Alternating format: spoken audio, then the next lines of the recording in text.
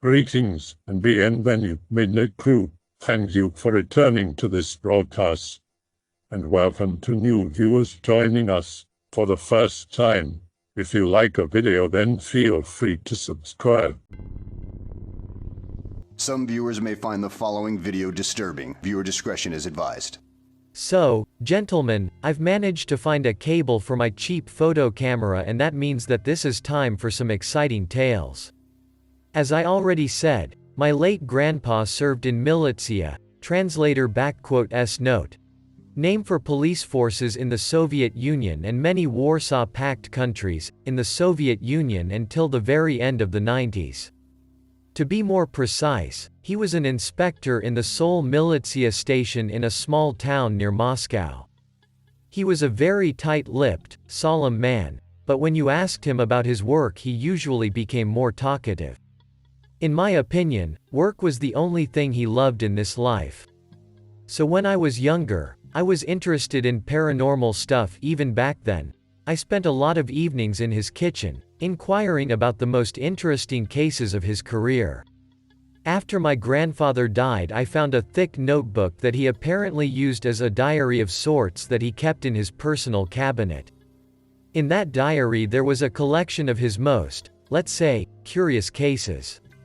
I've managed to get this diary from my grandma a few times, and reading it I was always thinking about my grandpa as some mathematician. No literature style, no personal opinions. Only confirmed cold facts, such as the place where the corpse was found, a criminologist *s evaluation, suspects and stuff like that, a few theories and a couple of notes. I think he kept working on these cases in his free time, trying to solve these riddles. Most of his notes correlate with stories he told me when I was a child, but there were also few that I never heard about. In case you suddenly enjoy some of these stories, I might even pay a visit to my grandma and ask her to let me flip through a few pages of that diary, read up on some cases I am not familiar with, and take a few photos of the former scenes of crimes. Later we can even try to guess what happened there. As I have said, I wanted to write some sort of book about those cases, so I will provide you with some photos that I already got with some additional notes, but don't expect all of my photos to be of exact crime scenes, for obvious reasons. In some cases I was too chicken to enter particular houses, because neighborhoods here, as the town in general, are full of certain criminal elements, and if you enter some shitty hostel full of ex-cons and drug addicts you might simply never leave it. Also, some places got intercoms these days. I will also add that there will be no papabawas, translator *s note. Papabawa is an evil spirit from Zanzibar that is also a bit of a meme on Russian X. Because this name sounds funny in Russian, something like, ass joker, no colorful descriptions of monsters and stuff like that. Many cases have serious mystical undertones, but with some imagination you probably can explain them within a framework of habitual phenomena. But I can promise you a bit of noir, dismemberment and romance of piss-stained staircases in apartment complexes. Oh yes, I would also ask you not to get all booty blasted about the quality of my photos. I am no photographer, and instead of a proper camera I got this digital piece of shit. Well, let's start. First case I want to tell you about what happened in '93, and it is particularly interesting because no one managed to explain what happened there. I will add a few photos to this post. First, there is an apartment complex where it happened. Second, an exact place where the body was found. Second, stairwell, between the third and fourth floors if you absolutely must know. So, around 10 o'clock in the evening, an investigatory operative group, in this small town it consisted of just random regular cops, but usually had an investigator, translator *s note, Soviet, Russian analog of a detective rank, and an expert criminologist, was called in on report about discovery of a corpse. And this is what they saw on that staircase. A human body leaking a shitload of blood, head separated from torso and lying not far away. Lacerations look as if someone chewed him, according to my grandpa. His clothes, that consisted of training pants, sweater and slippers, torn in a dozen of places, also some smaller injuries on his naked skin. It was instantly obvious that this corpse was fresh, which was confirmed by criminologists on the scene. Rigor mortis hasn't set in yet, which indicated that less than 2 hours passed since the moment of death. This was confirmed later, during the interrogation of the victim's inconsolable widow, who lived on the 4th floor and whose door was like 3 meters from the body. By the way, she was the one who actually found and reported the corpse. The widow was clearly an alcoholic, and already had time to get wasted, but nonetheless she did provide some information. Her husband left the flat at around 9:30 in the evening to take out some garbage. When 15 minutes passed, she started to worry that he decided to stop and chat with his drinking buddies who usually sat near the entrance of the apartment complex, drinking. Windows of their flat provided no overview of the yard outside, if I recall correctly, so she decided to go downstairs herself to look for him.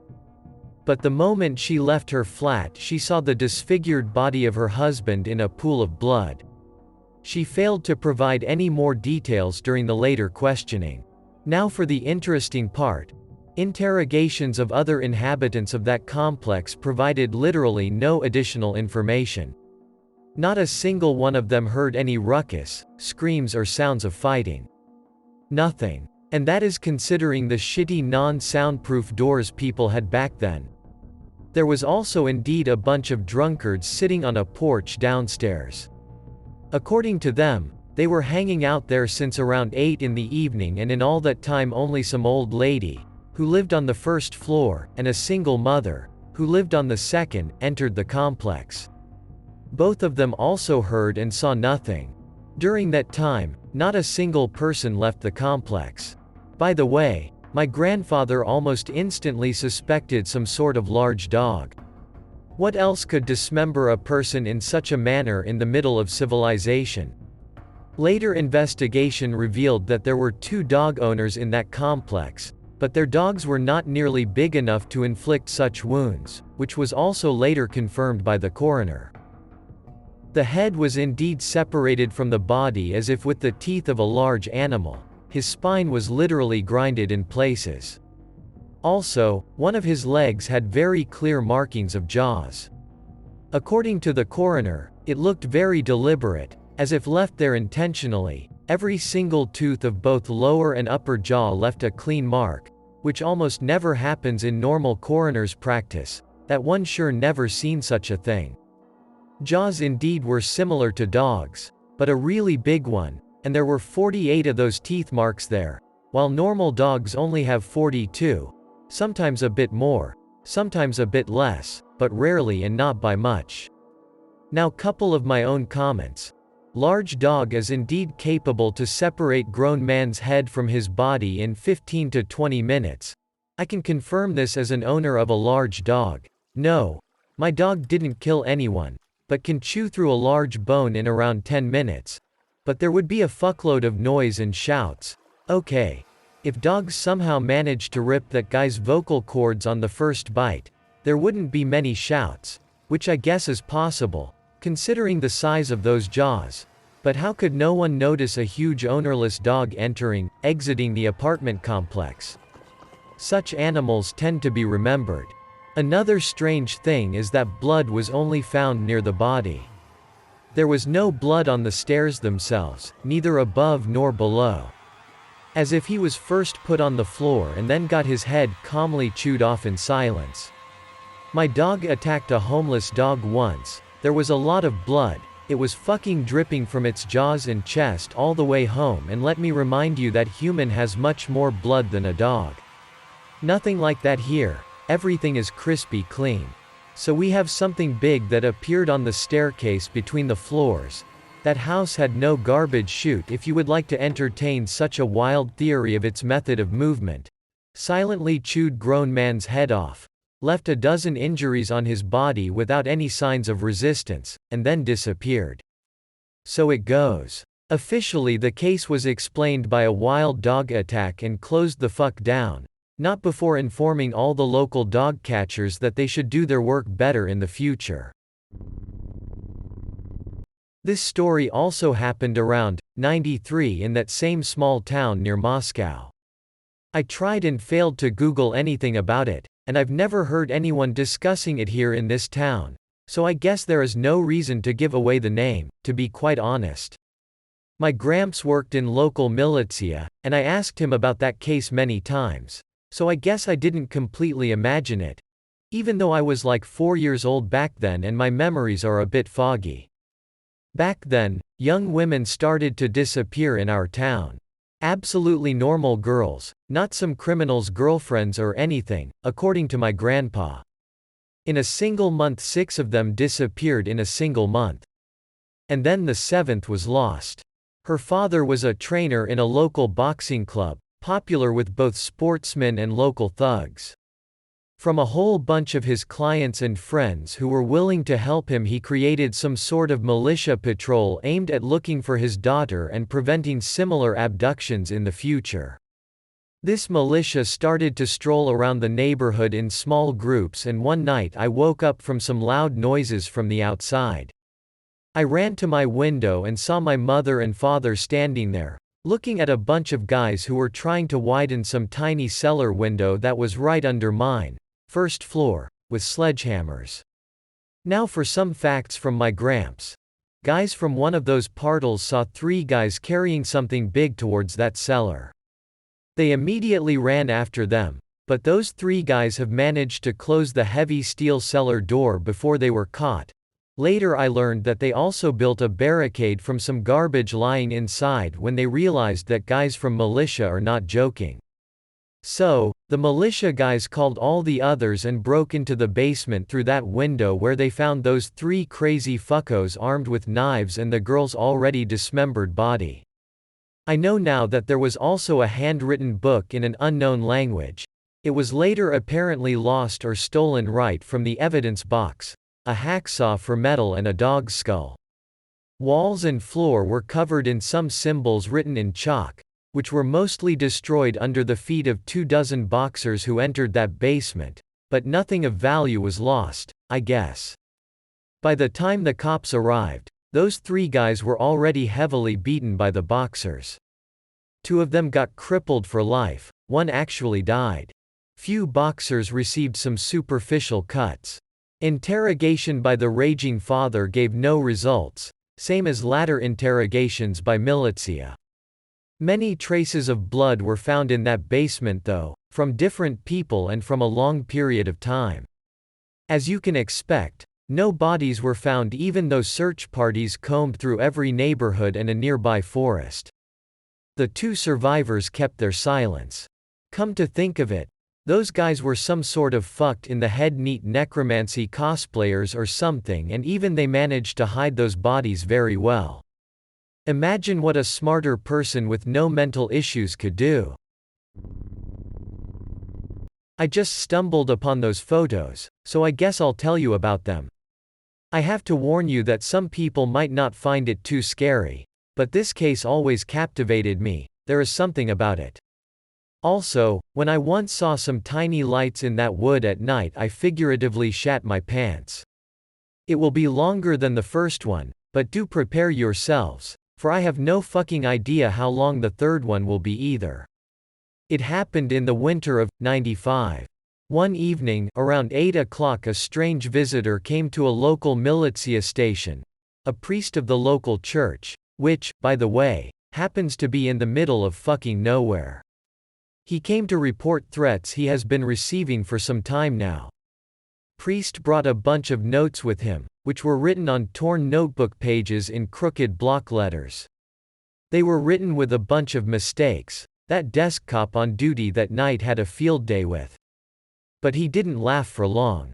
According to the priest, he regularly received those notes in his mailbox, first every 3 days, later, every day, which was the reason he decided to finally report them. After being asked if he wanted to add something else to his report, he hesitantly added that recently he started to hear the sound of slaps in his apartment. As if someone was slapping linoleum in his corridor and kitchen with bare hands, very distinctly. When asked if he actually checked what it was, he answered that he was too scared to leave his room and just prayed to God, hoping for his protection. He was clearly worried that people would think that he is just insane, and people at the station indeed thought so, but his report was officially accepted nonetheless. It was a busy period for Militsiya, and since the priest didn't look well in the head, the case and those notes were forgotten for a time. Around a week later, an investigatory operative group gets a call.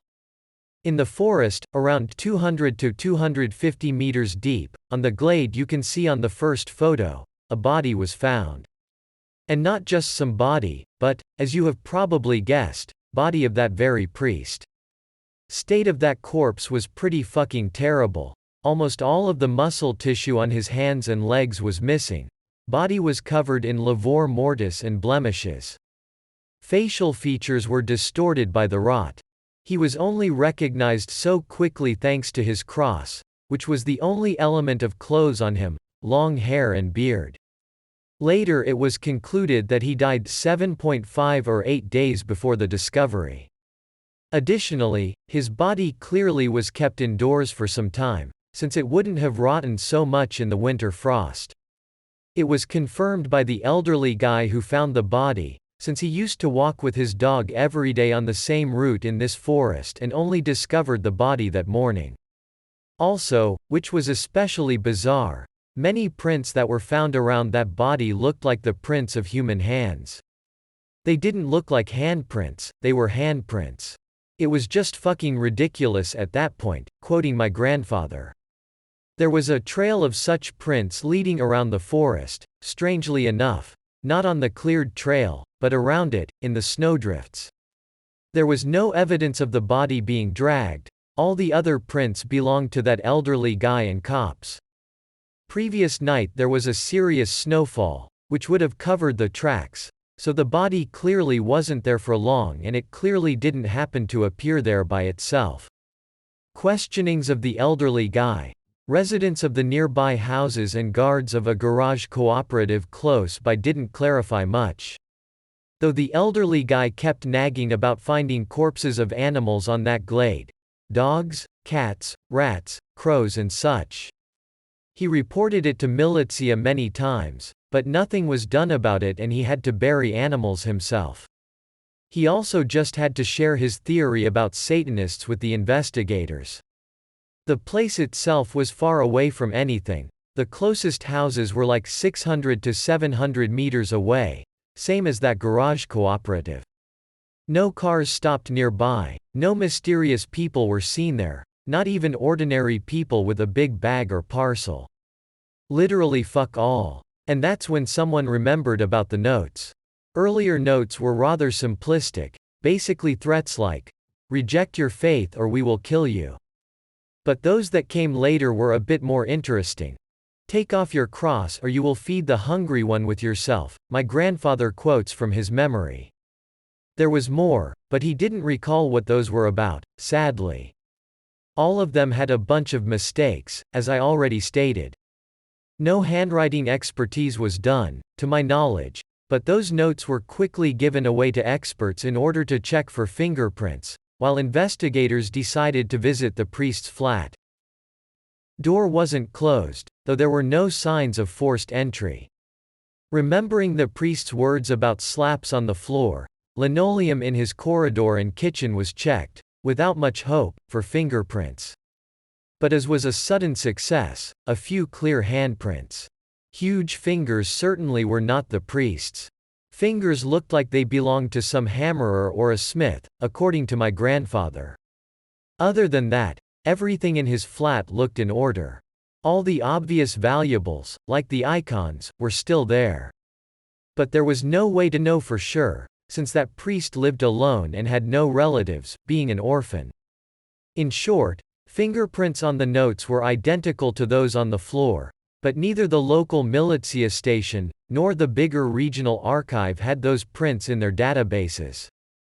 Meanwhile, the coroner report stated that muscles in his hands and legs weren't eaten by the animals, but neatly removed with surgical accuracy, using either a scalpel or a small and very sharp knife. No additional wounds were found on his body, no traces of known poisons were found either. Militsiya had to start questioning members of the priest's church parish. He wasn't seen there since the day he reported death threats to the local station. Obvious conclusion was that he disappeared after visiting it, since it happened after the evening service. So it happened either on his way home, or at his flat, considering it was found open. Questioning his neighbors revealed that he probably didn't come home that day. One old lady even came to his door at around 9 in the evening, to ask for some life advice, but no one opened. She didn't hear any suspicious sounds or seen any suspicious people either. It seemed to be a complete dead end. All the local invalids were checked, just in case. Investigators really tried to somehow work that strange handprint angle. At first they started to check those who lived nearby. And after Chechnya and Afghanistan there were many. By the end of it, Militsiya checked almost all town's invalids, but found no fingerprint matches. They didn't really expect any results at that point, to be honest, so they just wrote it off to probable local cultists, which was really easy to do back then because of the story that happened when I was a child. Even those 2 guys that were caught 2 years ago were questioned, but to no avail. Maybe it was their friends doing or something, but I doubt it, since modus operandi seems too different. Of course, if the priest wasn't largely ignored when he came to the station, he probably could have told them something else, and that info might have resulted in a solved case, but we have what we have. And it really smells of some mysticism, in my opinion. By the way, here's another photo of that place made at around 11 in the evening. Those little lights that I told you about in the beginning. Zooming didn't result in anything, and the flash on my camera was so fucking bright that I got scared and decided to leave that place in case I was seen. Not that I am a coward, but you know, that forest becomes really creepy when you know this story. The lights are around the place where the glaive is. Those are certainly not cigarette lights, too far away to be seen so clearly. Possibly small campfires of motorcycle lights. There is no way to get a car there. It remains a mystery. So, gentlemen, let's go further. There probably won't be much paranormal sounding stuff in this one, since real question here is not how someone would do this, but why the fuck would someone do this? Let's go. It happened in 91, which was a hard time. Levels of apathy and general unprofessionalism in Russia were off the charts back then, which played a role in this case. No one was sure about tomorrow and the future of their country. It all began with a call from a very bad address for a very shitty reason. Apartment complex where it all happened can be seen in a photo I added to this post. For as long as I can remember, this particular place was always considered bad and dangerous. But not because it had ghosts or some shit like that, of course. Reason was much simpler. It was a former dorm, that in those times was filled with people from the very bottom of society.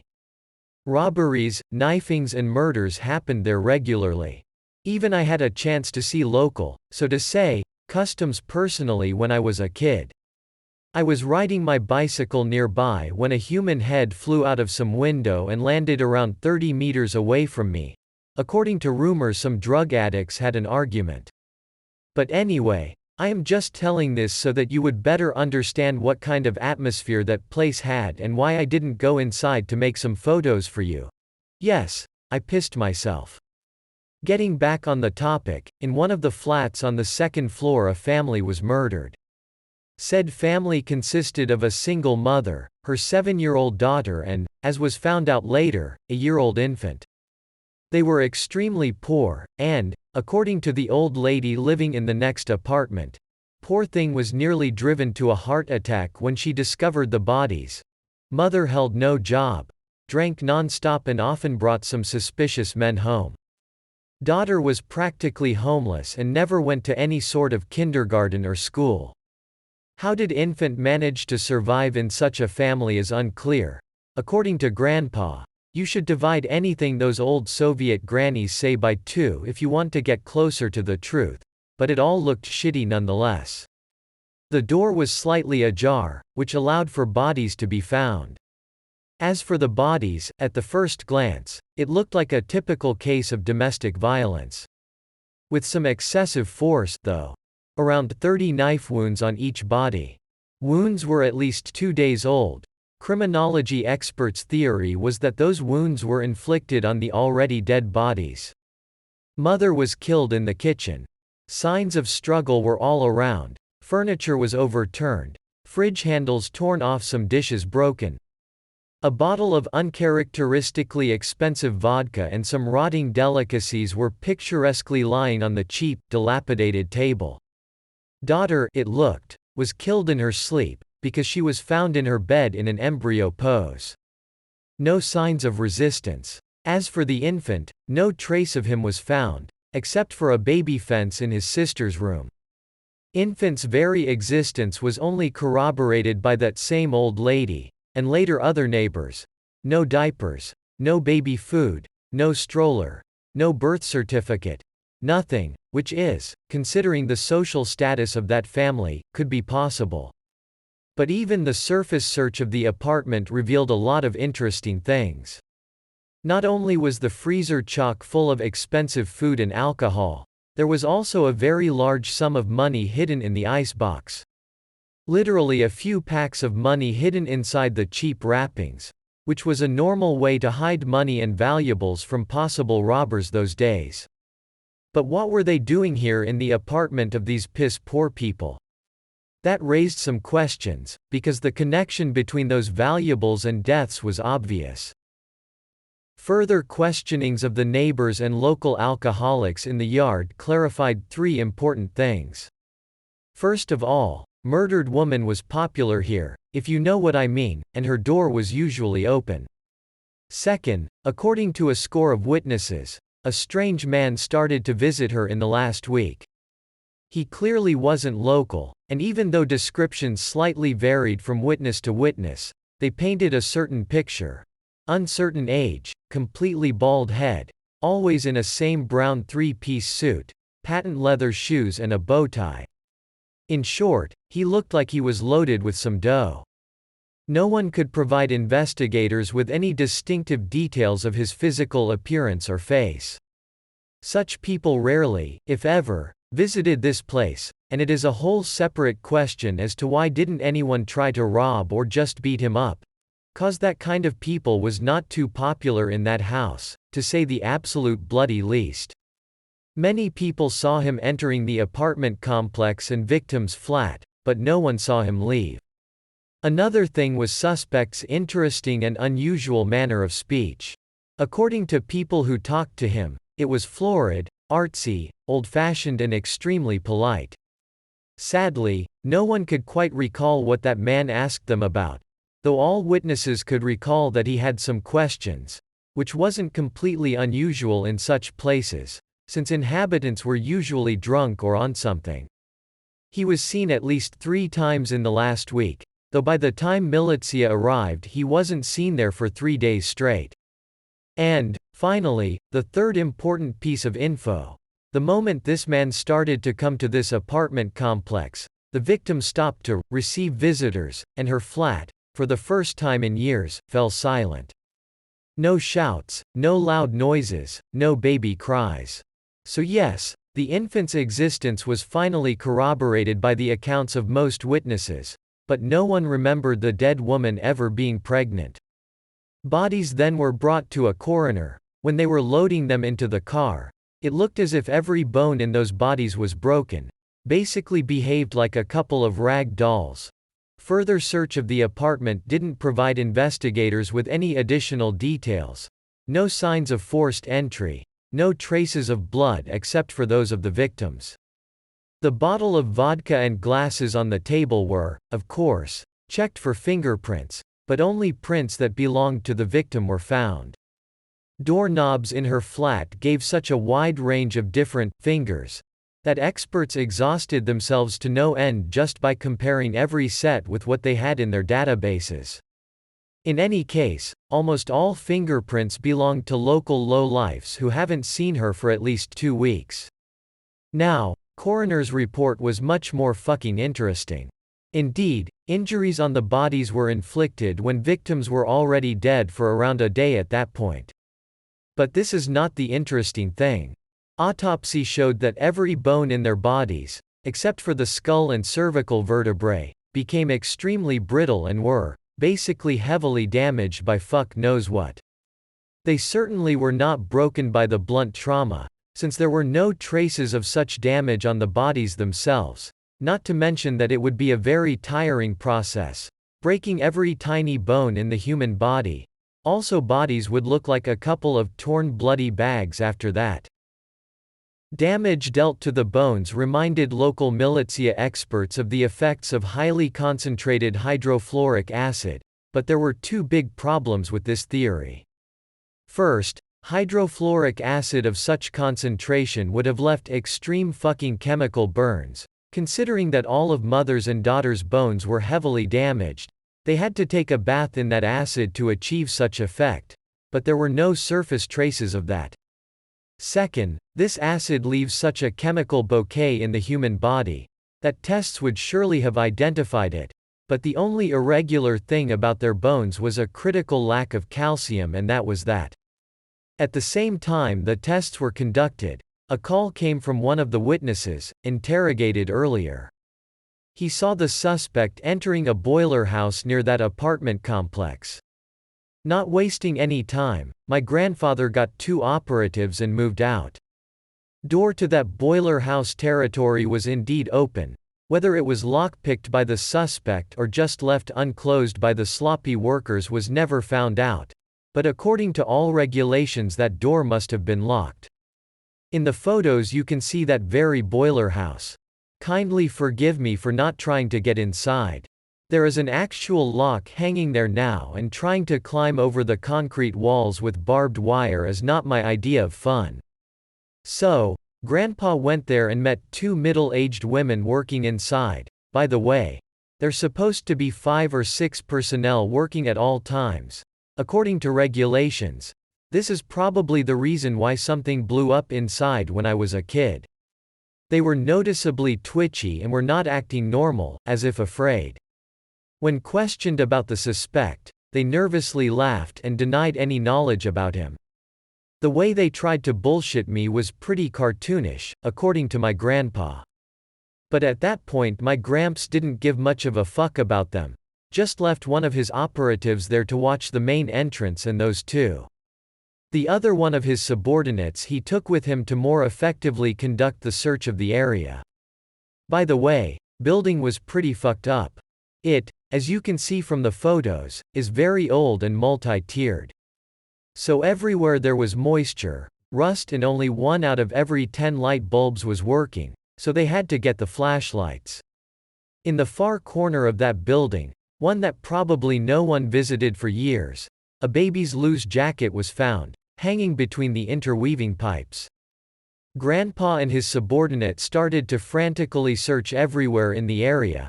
They literally looked under every single pipe in that building, but found nothing. Even the criminology expert who arrived later had no luck with fingerprints or any prints whatsoever. Baby's jacket had no traces of blood on it, or any other traces at all.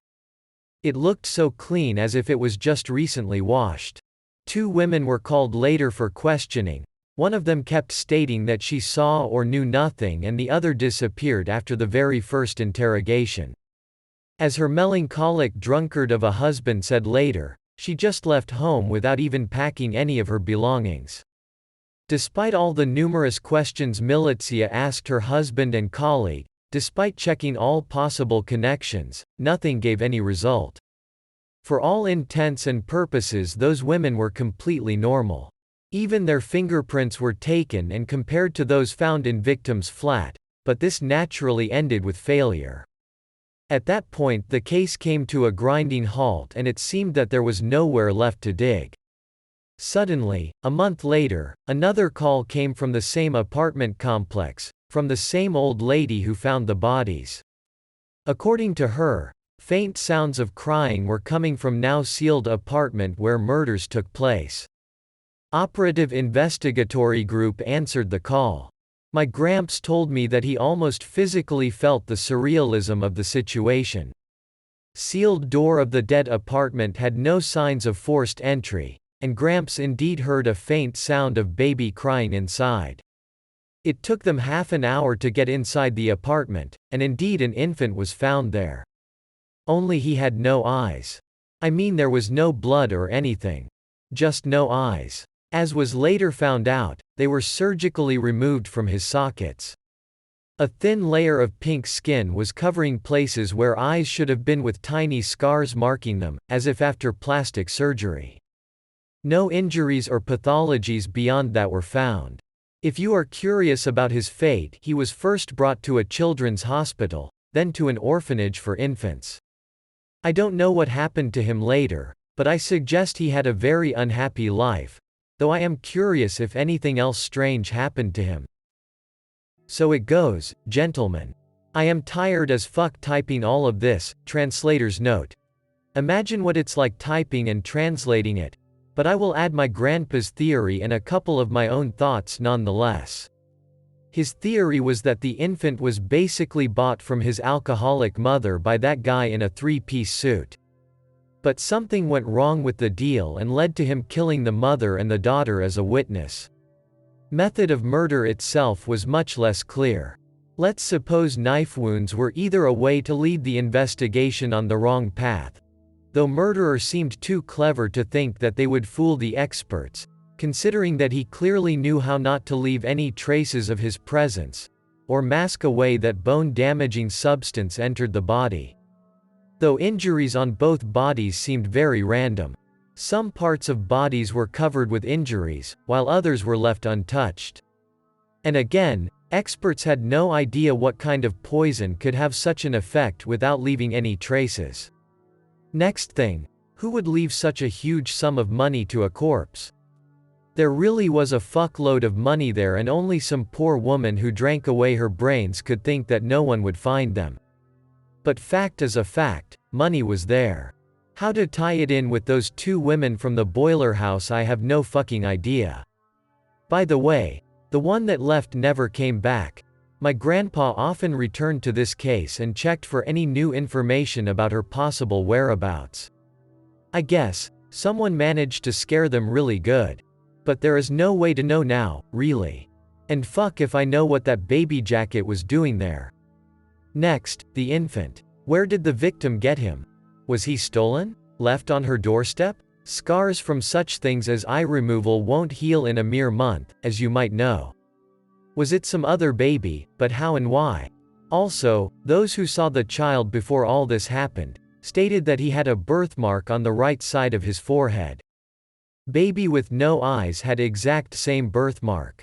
I guess, getting inside the sealed apartment wasn't much of a challenge, since the killer might have had the keys. But even without all that, I think there are many mysterious things about this story.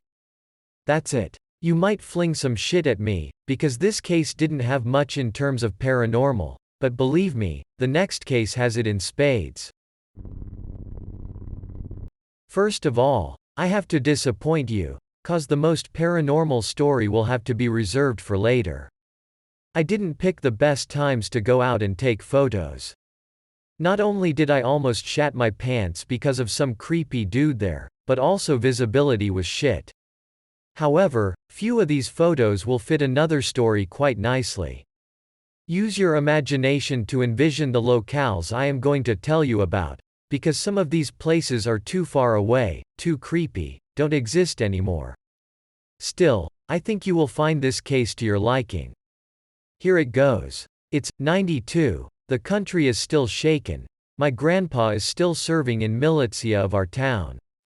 One day a weird guy comes to his station, acting all awkward and shy, obviously nervous. According to Grandpa, he looked like a drunken bum in dirty, torn clothes. Despite his looks, though, he had both a proper passport and a legal address. In short, he told them this: in one of the farthest and worst parts of town, that consisted of garage cooperative and an abandoned train depot. You can see the depot gates on the first photo. I have no fucking idea why does it glow green, but I guess it looks amusing. His friends started to go missing. By the by, I have no idea why that depot is even there. I've never seen a single train on those fucked up tracks in my life. Those people were not just some random guys, but true-to-life vagabonds who had some sort of spot there, where they hid from people's eyes. Also, there was a scrap and copper reception point nearby. Translator's note. Selling stolen scrap and copper was an integral part of survival for many bums back in the 90s. That explains why they sent an emissary, who actually had some legal papers instead of one of their own, because no one wanted to spend their night at the monkey house, TN. A slang term for a cell that houses drunks and bums, or used as a scapegoat to help Militsiya to close some dead cases, which was, regrettably, a quite widespread practice back then. As he explained, something strange was happening there. Just 3 days ago, one of the bums walked away from the bonfire to take a piss and just never came back. Around 30 minutes later, his friends lit some sticks and went looking for him with those improvised torches. You never know, he might have fallen asleep in a ditch or something. But despite all their efforts, they failed to locate their friend. Although drunk bums are not very good at nocturnal search operations, let's be honest here. Their friend didn't come back tomorrow or the day after tomorrow either.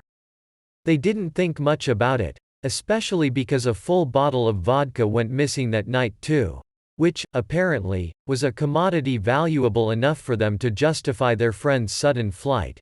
He didn't take any of his stuff with him, so they were waiting for him to come back, ready to kick his ass. But on the next night another one of them went missing, under much more frightening circumstances. Similarly, one of them walked away from the bonfire to take a leak, but as soon as he left the circle of light provided by it and entered the bushes he let out a terrifying scream that was abruptly cut short. This prompted other bums to action as they rushed to his rescue. But at that moment, according to the emissary, they heard some sort of growl, which made them stop in their tracks. He didn't see much himself, cause no one thought to prepare torches for such an occasion, but some of his friends claimed to see a scary person, who was grinning at them from the darkness, barely dissipated by the weak light of their bonfire. To cut the long story short, they got really scared and went back to their bonfire, not daring to go to sleep till the morning. At that point, bums were forced to take extreme measures and ask for help from one of their sworn enemies, the Militsiya. Legally speaking, Militsiya had no basis to reject his report, so it was accepted, discussed during the smoke break and promptly dismissed as mad homeless ravings or some sort of prank. Cops had enough on their plate already. But the next disappearance forced them to ponder and act. One of the town's citizens disappeared. A simple, regular guy who liked to drink and to drive around in his car in his free time. According to his wife, he was a responsible family guy who never left for a long time without warning.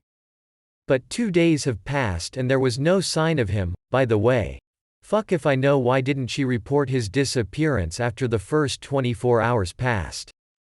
And the last place where he was seen was, you've guessed it, that very same garage cooperative, which was situated near Bum's spot, where he left his car and went home using familiar and the shortest route, old railway tracks. Connecting his disappearance with those of Bum's was, of course, an obvious thing to do. As you can see on the photos, the forest closely surrounds the tracks from both sides. Similar situation as in the other direction, except there is a bridge there, which you can see in the photo. I decided not to climb that bridge, 'cause I saw a corpse lying there in my childhood, which didn't leave me with a lot of pleasant memories. That corpse itself is not interesting, typical story of the late 90s. After the bridge there is more forest on the right and concrete wall on the left, separating railway from old warehouses, were almost abandoned back then and by the mid-2000s they were demolished. After that, Some sort of building materials market was constructed there, but by now it is abandoned too. I guess this place just had such a fate. And so it goes like that for 1.5 kilometers till it reaches more or less civilized areas of town. At first, they suspected the bums themselves, obviously. But on the other hand, if any of them was guilty, he would have run away after their emissary informed the Militsiya. But one operative was sent to question them anyway, although, he either was a dumb fuck or the bums left their usual place, because he didn't find anyone. Meanwhile, my grandfather took a group of subordinates and went to visit those old warehouses, which were the obvious place to hide potential bodies. Besides, at that point in time, there wasn't even a single security guard working there. Skipping the boring details, what they found there was a checkered shirt with some traces of blood, that, according to the missing guy's wife, was on him when he left home. In addition, there was a lot of various trash and a couple of mattresses. The room they found them in was relatively clean too, in comparison to the rest of the warehouse. Experts immediately detected some fingerprints there, and that's where a certain surprise awaited them. It was revealed that fingerprints belonged to 2 convicts who escaped from some prison near Solikamsk a whole 15 years ago and were largely forgotten about by that point. By the way, they were imprisoned for some pretty heavy stuff, assault and something else, as far as I can remember. One of them was local, the other one used to live in Moscow. The local one was 62 years old, at that point, the one from Moscow 41. Next logical step was to check the address where a local escaped convict used to live. His flat was on the 1st floor in a pretty bad part of town. Apartment complex itself was in a critical state, it has been demolished by now, and the flat itself belonged to the town's housing fund for some reason. Khan would have been quite surprised if he chose to return home legally, I bet, but no one lived there anyway. It turned out that getting the keys wasn't a problem, since the door, a piece of plywood, was already broken into, the lock was torn out.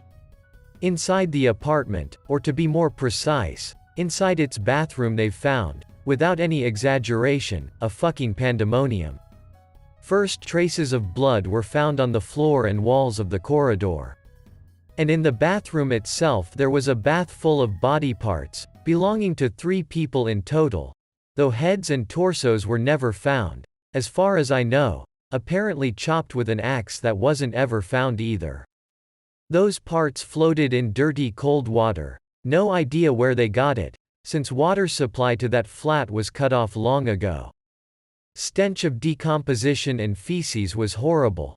The toilet was literally covered in excrement.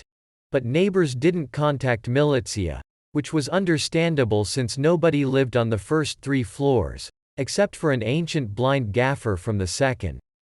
Kitchen had a portable gas stove, a big tin can with traces of blood on it, a half-full bag of potatoes and a pile of human bones just laying in the corner.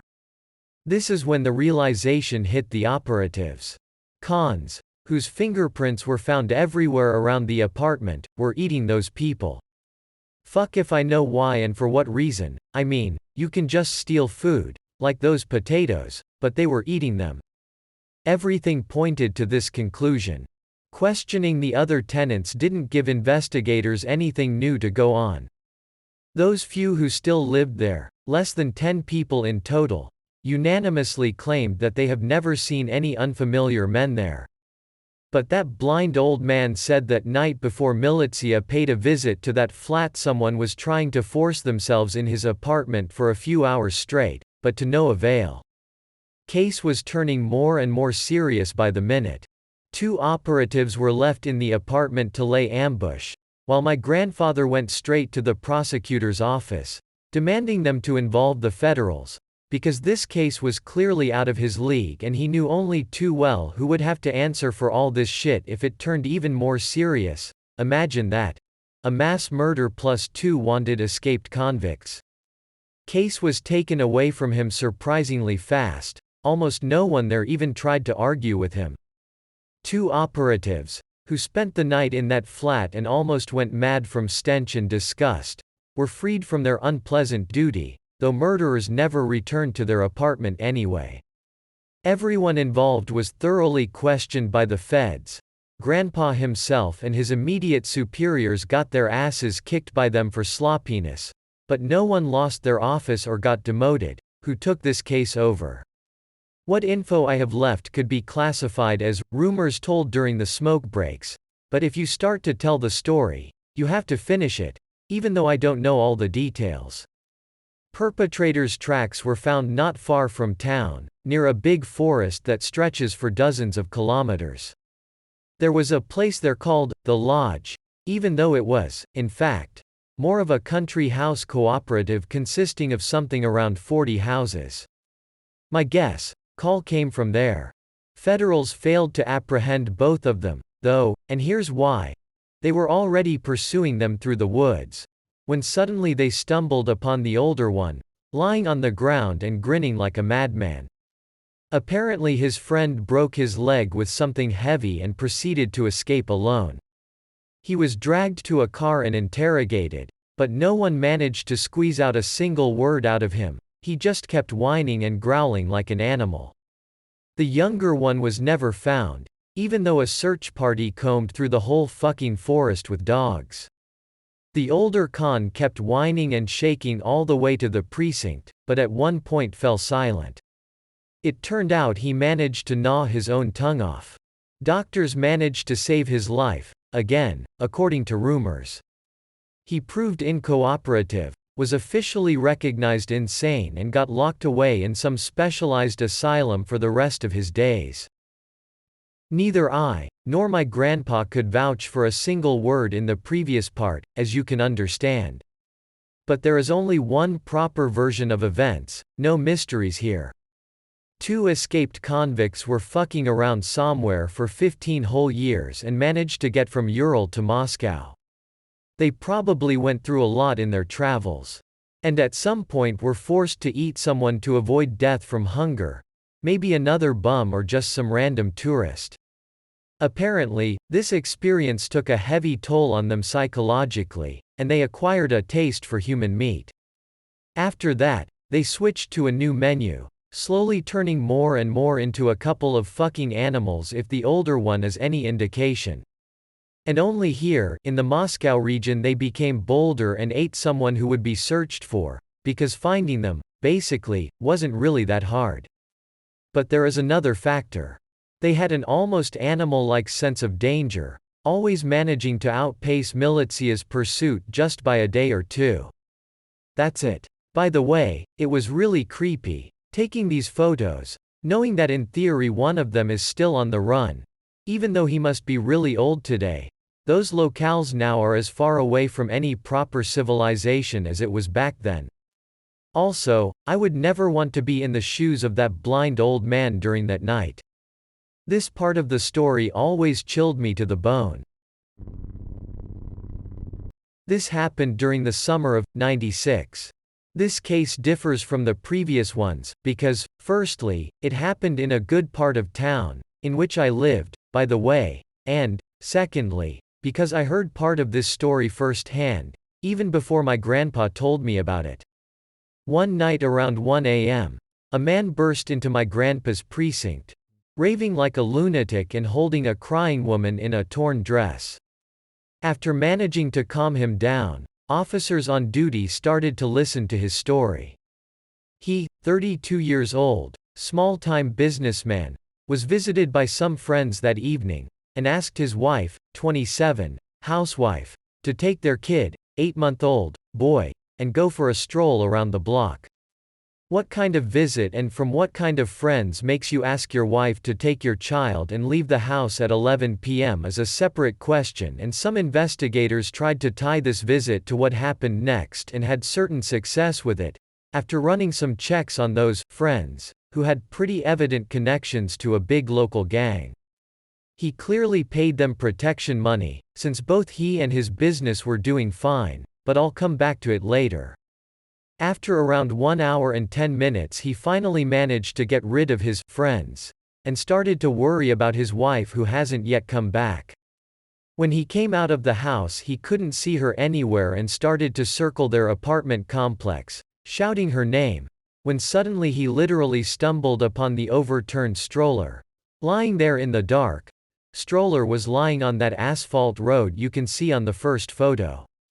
There were no lanterns on that road back then, and there are none today. The closest ones are something like 30 meters away, near the walkway lying along the edge of the forest, so yeah, you can't see shit there at night. When he realized that the stroller was empty, he started to seriously panic, but then he heard sobbing coming from the forest and rushed towards it, where he found his wife, weeping and wandering between the trees in night unconscious state. Failing to get any sort of response from her, he just put her in his car and drove towards the precinct. My grandpa had nearly as much success. She was answering slowly, couldn't even recall her own name at first. She was clearly in a state of shock, so doctor was called in immediately. But something my grandfather did learn, by basically asking her the same questions over and over again. To sum her incoherent speech up, this is what happened. She was walking along that very same road when something big rushed towards her from the direction of an apartment complex, pushed her away, grabbed her child from a stroller and ran towards an iron tower, and then into the woods. She followed this something to the forest but failed to catch up with it. Also, yes, this is exactly how she called it, something, which my grandfather remembered very well. After that, there was a theory about a big animal, but I'll tell you about it later. The doctor, who arrived by then, examined her, finding bruises and small scratches that she probably received while pursuing the abductor through the woods. No further damage was found, but she was indeed in a state of shock. Doctor advised to give her some glycerin, or glycerol. Fuck if I know what I have written in my notes there. Don't harass me about it. Let her have some sleep and advised to avoid stress. He chastised my grandfather for questioning her in such a state. He also advised to hospitalize her if her condition would not improve on the next day. It was decided, without much hope, to conduct a search, while the trail was hot, with help of a cynologist and his dog. The Iron Tower was found pretty fast. 250 meters away from the spot stroller was found there was an overhead power line, which you can see on the attached photo. I actually found 2 of such towers there, but the second one is too far away, and there are some warehouses near it instead of forest, so I bet I got the right one. During the examination of the stroller, some strange things started to happen. Dog, long-haired German Shepherd, a huge male, saw that dog a few times in my childhood and it was indeed enormous, started to act erratic, growling at the house, pressing its tail, ignoring cynologist's commands, who was pretty surprised by that behavior from an adult dog that never acted like that before. He was the one who proposed a theory about a large wild animal that might have caused dog, unfamiliar with hunting, to react that way. On the fabric that covered the stroller, there was a small torn gap no one paid much attention to. After all, it could have torn during its fall on the asphalt covered in small pebbles and pieces of broken glass. But my grandfather noted this anyway. Maybe he had some thoughts about it. No traces of blood were found inside the stroller or on the ground around it. They even double-checked it during the day. Nothing. But the stroller was taken for an expert anyway, which gave no results. When they finally reached the tower, despite the dog acting completely inadequate and outright refusing to pick up the trail, they started to ponder what to do next. There were no obvious tracks and the dog wasn't helping. So the cynologist was dismissed, while operatives started to rummage through the nearest part of the forest with flashlights, just to clear their conscience, but to no avail. Another Russian anon here. In OP's absence, I will conclude the story. In the morning, they have called the man whose child had gone missing, but he had reported that his wife had not become better, and that he was taking her to a hospital. She was sent to the loony bin for some time, but even after getting released, she couldn't tell anything new, as if she had lost her memory. There was only one connection left: the man's friends. But Not to turn all this into one of the boring episodes of Criminal Russia. Translator's note. A once popular TV show documenting all kinds of juicy crimes. In brief, it did not lead anywhere. And look for yourself, the businessman was small time, to put it mildly, and no demands followed his disappearance. And what's so strange and scary about this story, might you think? The fact that in a month's time the same house had seen a similar case. Two brothers, the elder was 10, the younger 7, played behind the house, rummaging under the windows, hoping to find something interesting. The elder brother, naturally, was tasked by the parents to keep an eye on Junior. The rest is taken from the elder brother's testimony after his father had taken him to the Militsiya. It was a short while before 10 p.m., time to return home, when the elder brother had suddenly noticed that the younger brother was standing still and staring into a dark alcove under the first-floor balcony. You can see such alcoves on the photo here, perhaps, it's even one of them. The elder brother tried calling the kid several times, but he did not react. Setting on his way to him, he froze in place when fur-covered paws appeared out of the alcove and dragged the child inside, and the kid did not make a single sound. How he had managed to spot the fur on the paws in the dark is an interesting question, as there were no street lamps there.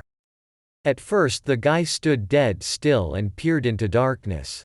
For a moment he even thought he had seen big white eyes. Something like that he certainly would never be able to see. And then dashed off as fast as he could back home to his father, who was sipping beer after a long day's work, and he, having smacked the lad for lying, went looking for the younger son with a flashlight. He had examined every alcove but did not find anything at all, except a hole punched in a corner of one of them which, probably, lead to the basement of the house. But that hole was too narrow for an adult man, only a child could get through. But the father wasn't intent to give up so easily. He took a crowbar, busted the lock on the basement door and climbed down there. Unfortunately, having gone through the entire basement, he had found nothing. There was a strong stink of rot, that was verified by grandfather, who examined the cellar later, and something else in the air, a strange, almost heavy smell, although grandfather could smell nothing of that kind. But in the end nothing was found. That's all, folks. Funny thing is, I knew that boy from my childhood. We were in the same crowd, he was slightly older than me, and the story he told to the Militsiya is nearly a perfect fit for what he told us after those events. He never was a particularly merry fellow and soul of the company, but after those events he barely went out, became somewhat fearful and almost panicked when faced with the back side of his own house, flat out refusing to go there. So, on one hand, I personally believe it, but on the other, who knows what a story a child can concoct. But there is the matter of the woman's account, who, again, was in a state of shock and thus made a shitty witness, and of a guard dog who would put its tail between its legs like a little puppy, which is highly atypical. The animal version is doubtful, I'd say. Firstly, what kind of animal likes to snatch little kids without leaving any tracks? Seriously, two similar cases in the same place, and in a whole month nobody saw anything. And secondly, if we take into account the hole leading to the cellar, no large animal would fit into it. There are, of course, the man's friends from the first case, but as I said, there's just no sense in it for them, since the second man in had nothing to do neither with commerce nor with crime, and it would make more sense to steal both children, I reckon. So, truth to be told, I have no ideas to share about this one. Unfortunately, that's all there is. The Anon with the investigator grandfather was never heard from again. I hope that you enjoyed tonight's broadcast. If you enjoyed tonight's story, then please subscribe to the channel, as more green texts will appear daily. A new broadcast will appear when the clock strikes midnight Central Time.